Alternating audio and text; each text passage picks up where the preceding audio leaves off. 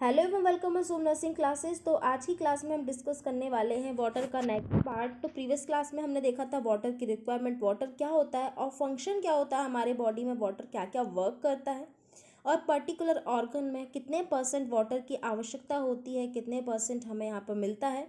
तो इस तरह से हमने वाटर पर डिस्कशन किया था। तो यहाँ पर हम देखने वाले हैं कि वाटर का लॉस हमारे बॉडी में किस किस वे से देखने को मिलेगा।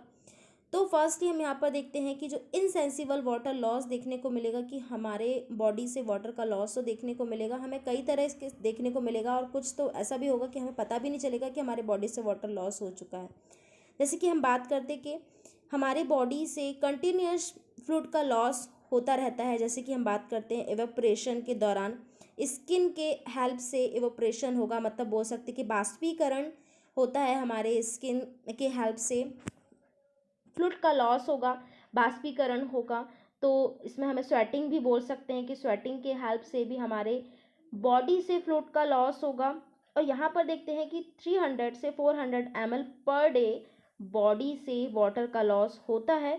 इसके अलावा तो respiratory tract which is about 300 से 400 ml per day, respiratory tract से भी हमें यहाँ पर देखने को मिलेगा 300 से 400 ml पर डे यहाँ पर फ्लूइड का लॉस होगा। तो इस तरह से हमें देखने को मिलता है स्वेटिंग के हेल्प से, रेस्पिरेटरी के हेल्प से वाटर का लॉस हमें देखने को मिलता है। तो यहाँ देखते हैं कि फर्स्ट तो water loss through the sweat के हेल्प से देखने को मिलता है। स्वेटिंग से हमें हमारे बॉडी में वाटर का लॉस होता है। फर्स्ट तो हम बात करते हैं यहाँ पर स्किन से या फिर हमारा स्वेट के हेल्प से, जैसे कि फिजिकल कोई एक्टिविटी कर रहे हैं या फिर टेम्परेचर डिपेंड करता है हमारी फिजिकल एक्टिविटी पर या फिर टेम्परेचर पर डिपेंड करता है कि हमारे बॉडी से फ्लूइड का लॉस कितना होगा या फिर वाटर का लॉस कितना होगा। तो वो डिपेंड करता है टेम्परेचर या फिर हमारी फिजिकल एक्टिविटी पर। और पर्टिकुलरली बात करें कि जो नॉर्मल वॉल्यूम होती है स्वेट की, कि जो भी हमारा पसीना होता है कितना पर डे देखने को मिलता है, स्वेटिंग कितनी होती है, तो 100 ml पर डे तो स्वेटिंग होगी ही होगी।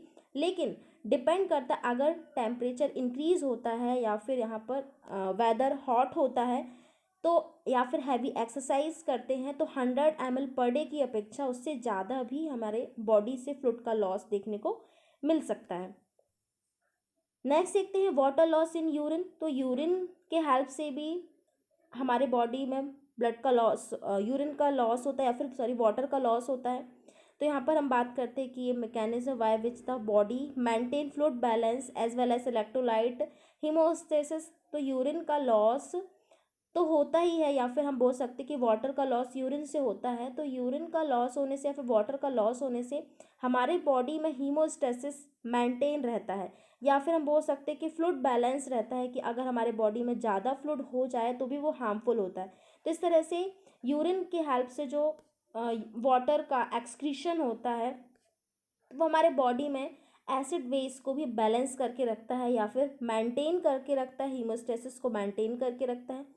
एवरेज यूरिन वॉल्यूम की बात करते हैं कि कितना लॉस हो जाता है, तो 1500 ml पर डे यूरिन का वॉल्यूम जो होता है या फिर वाटर लॉस होता है यूरिन के हेल्प से।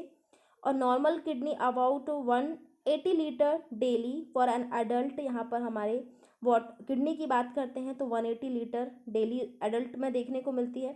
99% of water filter in reabsorb.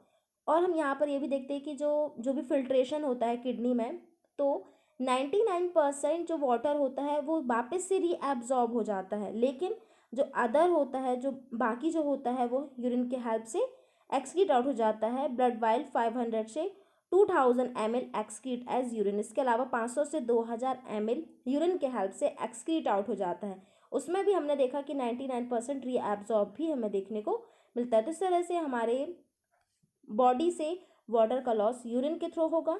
Next देखते हैं वाटर लॉस इन फीसेस। तो स्टूल के हेल्प से, फीसेस के हेल्प से भी वाटर का लॉस होगा। तो वाटर का लॉस फीसेस के हेल्प से 100 ml पर डे यहाँ पर देखने को मिलेगा। एंड सलाइवा गैस्ट्रोइंटेस्टाइनल सीक्रेशन से भी वाटर का लॉस होगा।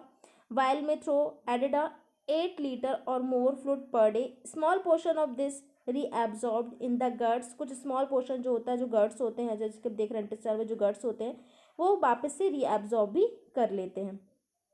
कंपोजिशन की बात करते हैं कि हमारे बॉडी में फ्लूइड कितना देखने को मिलता है, तो हम यहाँ देखते हैं इंट्रासेलुलर फ्लूइड और एक्स्ट्रा सेलुलर फ्लूइड। तो इंट्रासेलुलर फ्लूइड की बात करते हैं तो 28 लीटर हमारे बॉडी में देखने को मिलता है, बॉडी वेट के अकॉर्डिंग हम यहाँ पर देख रहे हैं। एक्स्ट्रा सेलुलर फ्लूइड 14 लीटर यहाँ पर देखने को मिलेगा। तो इस तरह से कंपोजिशन हमारे बॉडी फ्लूइड जो हमारे बॉडी में होता है। तो इंट्रासेलुलर फ्लूइड की बात करते हैं, सेल के अंदर वाला जो हमें 28 यहाँ पर हम लीटर में देख रहे हैं, परसेंटेज में नहीं देख रहे हैं। एक्स्ट्रा सेलुलर में 14 लीटर, और एक्स्ट्रा सेलुलर फ्लूइड में भी हमारे जो आते हैं इंटरस्टिशियल फ्लूइड हो जाता है, प्लाज्मा हो जाता है, ट्रांससेलुलर फ्लूइड हो जाता है। तो इंटरस्टिशियल फ्लूइड में जैसे कि 9.8 लीटर इसमें प्लाज्मा भी आ जाता है।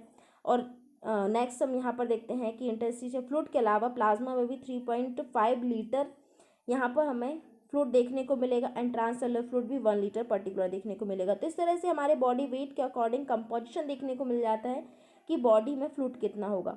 डेली इंटेक की बात करते हैं कि हम डेली इंटेक कितना कर देते हैं और आउटपुट भी कितना देखने को मिलता है। तो इंटेक में हम यहाँ पर देख रहे हैं फ्लूइड ड्रंक 2200 ml ले रहे हैं हम, फ्लूइड के सॉलिड के हेल्प से भी ले रहे हैं, बेवरेजेस के हेल्प से भी ले रहे हैं, वाटर के हेल्प से भी, मेटाबॉलिक वाटर के हेल्प रूप में भी ले रहे हैं। तो यहाँ पर हम 2200 ml इंटेक कर रहे हैं, और मेटाबॉलिक में हम यहाँ पर देख रहे हैं 200 ml यहाँ पर हमारे बॉडी में हम इंटेक कर रहे हैं।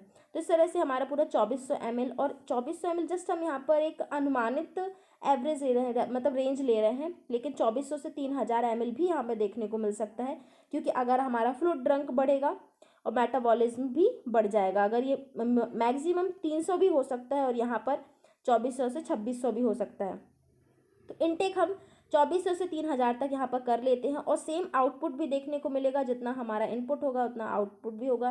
तो यहाँ पर देखते हैं इनसेंसिबल स्किन के हेल्प से 350 ml लॉस होगा, इनसेंसिबल लंग्स के हेल्प से मतलब रेस्पिरेटरी के हेल्प से 350 ml मतलब यहाँ पर आउट होगा। स्वेटिंग के हेल्प से 100 ml पर डे यहाँ पर एक्सक्रीट आउट होगा। फीसिस के हेल्प से 100 ml पर डे यहाँ पर एक्सक्रीट आउट होगा। वाटर और यूरिन के हेल्प से 1500 ml यहाँ पर एक्सक्रीशन देखने को मिलेगा। इस तरह से टोटल हमें 2400 यहाँ पर देखने को मिल जाता है कि 2400 ml जो हमने इनटेक किया था उतना ही हमें आउटपुट भी देखने को मिल जाता है।